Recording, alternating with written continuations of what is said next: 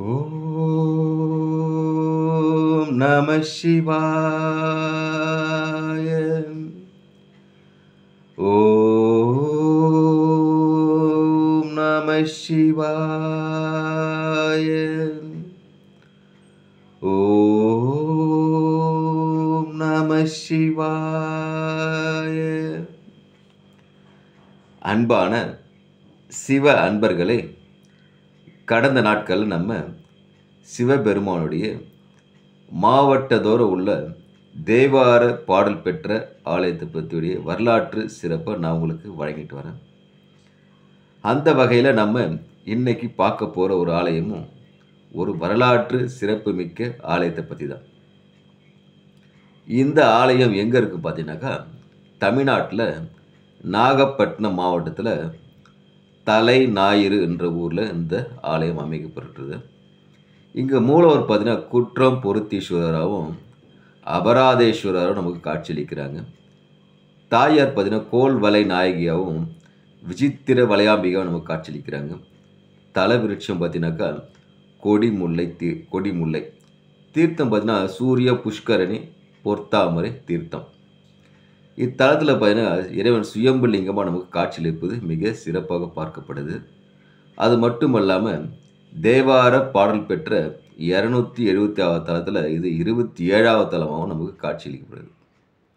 இப்போது இந்த தல பெருமை என்னென்னா, விசித்திரன் என்ற மன்னன் என்ன பண்ணுறான், தன் மனைவி சுசீலையோடு குழந்தை வர வேண்டி இங்கே இறைவனை வணங்க பூஜை செய்கிறான். அங்கே பூஜை செய்த பணலான இறைவனை குழந்தை வரம் பெறார் அவருக்கு. இதனால் அந்த விசித்திரன் என்ற மன்னனுக்கு அழகிய பெண் குழந்தை பிறகுது. இந்த பெண் குழந்தை பிறந்த மகிழ்ச்சியில் அரசன் என்ன பண்ணுறாரு, இங்கே அழகான கோயிலை மிக மிக அழகாக ஒரு கோயிலை உருவாக்கி இந்த இறைவன் வழிபடுறாரு. அது மட்டுமல்ல, இங்கே சூரியன் வழிபட்டதால் இந்த ஆலயம் பார்த்திங்கன்னா தலை ஞாயிறாக வழங்கப்படுது. இங்கே இந்த தலத்தில் அறம், அதாவது நல்லது அறம் ஒரு செயல் செஞ்சாலே அது 10 மடங்காக பெருகுன்ட்டு பிரம்மன் வசிஷ்டருக்கு சொல்கிறாரு. அதனால் வசிஷ்டர் இங்கே என்ன பண்ணுறாரு, ஒரு லிங்கத்தை வச்சு அமைத்து வழிபட்டு மெய்ஞானம் பெற்ற தலம் பார்க்கப்படுது.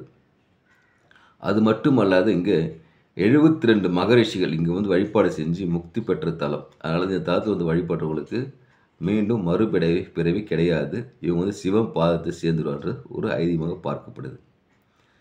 இப்போது அனுமானுடைய தோஷம் நீங்கிய தலம் பார்க்கப்படுது. ஏன்னாக்கா ராவணனை கொண்ட ராமன் என்ன பண்ணுறான், தோஷம் நீங்கிறதுக்காக சிவ பூஜை ஒன்று செய்ய நினைக்கிறாரு. அந்த சிவ பூஜை செய்ய நினைக்கும் போது பார்த்திங்கன்னா அந்த 2 நாழிகை தான் இருக்குது.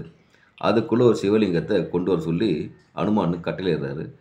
அனுமான் என்ன பண்ணுறாரு, வடதிசையை நோக்கி சிவலிங்கத்தை தேடி செல்கிறாரு. வர நேரம் ஆகுது. அதனால் ராமன் என்ன பண்ணுறான், ஆற்றுல இருக்கிற மணல் அள்ளி மணலால் லிங்கத்தை அமைச்சு பிரதிஷ்டை செஞ்சு வழிபட்டு அவருடைய தோஷத்தையும் நீங்க பெறாரு. தன்னுடைய கட்டளையை சரியாக செய்ய முடியலன்னு வருந்தியதால் சிவபெருமான் நினச்சி வேண்டுகிறார் யார், அனுமன். அதனால் அனுமான் தோஷமும் நீக்கப்படுறதாக பார்க்கப்படுது. இப்போது இந்த தலத்துடைய வரலாறு, ராவனுடைய மகன் இந்திரஜித் அவர் பார்த்தீங்கன்னாக்கா இந்திரனை போரில் வென்றதால் அவர் பேர் இந்திரஜித் ஆகப்பட்டது. அவர் பேர் பார்த்தீங்கன்னாக்கா மேகநாதனாக இருந்துச்சு. ராவனுடைய மகன் மேகநாதன். இந்திரனை வென்றதால் அவர் பேர் இந்திரஜித்தாக ஆகப்படுது. இந்திரஜித்தை பார்க்கப்பட்ட இந்திரஜித் என்ன பண்ணுறாரு, புஷ்கர விமானத்தை மூலம் ஆகாயத்தில் மேலே பறக்கிறாரு. ஒரு இடத்துக்கு செல்லும்போது பார்த்தீங்கன்னா ஒரு இடத்துல விமானம் பறக்கலை. கீழே பார்க்கும்போது கீழே ஒரு சிவாலயம் இருக்கிறத உணர்றாரு. அப்போ அவர் என்ன தோணுது, இங்கே கீழே சிவாலயம் இருக்கும், நம்ம புஷ்கரணி பறக்கலைன்னு சொல்லிட்டு என்ன பண்ணுறாரு, புஷ்கரணி அங்கேருந்து கீழே இறங்குறாரு. இறங்கி என்ன பண்ணுறாரு, அங்கே இருக்கிற ஆற்றில் தீர்த்தத்தில் நீராடிட்டு இங்கே இருக்கிற சிவபெருமானை வணங்கி பூஜை செய்கிறார். பூஜை செய்து வணங்கினங்க பார்த்து அவருக்கு ஒரு ஆசை வருது, இவ்வளோ வலிமையான சிவலிங்கத்தை தன்னுடைய ஊரான இலங்கையை கொண்டு போகணும்னு சொல்லி மேகநாதனை இந்திரஜித் நினைக்கிறாரு. அதனால் என்ன பண்ணுறாரு, இங்கே இருக்கிற சிவலிங்கத்தை தன்னுடைய ஊருக்கு எடுத்துக்கொண்டு வசதியாக முயற்சி பண்ணுறாரு. தூக்க முற்படுறாரு. ஏன்னா மிகப்பெரிய பலசாலி இல்லையா அவர்.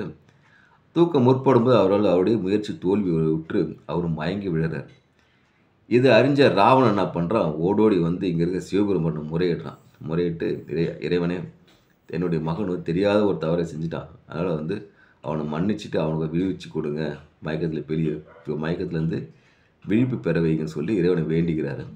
ராவணனும் இறைவனுடைய பக்தர் இல்லையா? அதனால் வந்து சிவபெருமான் வந்து ராவனுடைய கோரிக்கைக்கு செவிசாயிற்று மேகநாதன் வந்து அந்த மயக்கத்திலேருந்து விடுபட வைக்கிறாரு.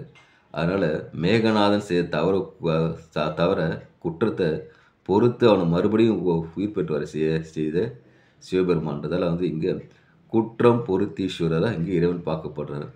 அப்படி சிறப்பு வாய்ந்த தலம் தான் இந்த தமிழ்நாட்டில் நாகப்பட்டினம் மாவட்டத்தில் இருக்கிற தலைஞாயிறு என்ற ஊரில் இருக்கிற குற்றம் பொருத்தீஸ்வரர். அதனால் அன்பான சிவ அன்பர்களே, வாய்ப்பை ஒரு முறை உருவாக்கிட்டு தலைஞாயிறு சென்று அங்கே போயிட்டு அந்த ஆலயத்தில் ஏதாவது ஒரு சின்ன ஒரு அரசியலை செஞ்சு 10 மடங்காக பெற்று இறைவனை வேண்டி மெய்ஞானம் பெற்று இறையருள் பெற்று இன்புற்று வாழ்க. ஓம் நமச்சிவாய வாழ்க. நாளந்தால் வாழ்க. இமை பொழுதும் என் நெஞ்சில் நீங்காத தாழ் வாழ்கன்ற மாதிரி வாழ்க வாழ்க. ஈசன் அருள் பெற்று இன்புற்று வாழ்க. ஓம் நமச்சிவாய. ஓம் நமச்சிவாய. ஓம் நமச்சிவாய. அன்பையை விதைப்போம், அன்பையை அறுவடை செய்வோம். ஓம் நமச்சிவாய.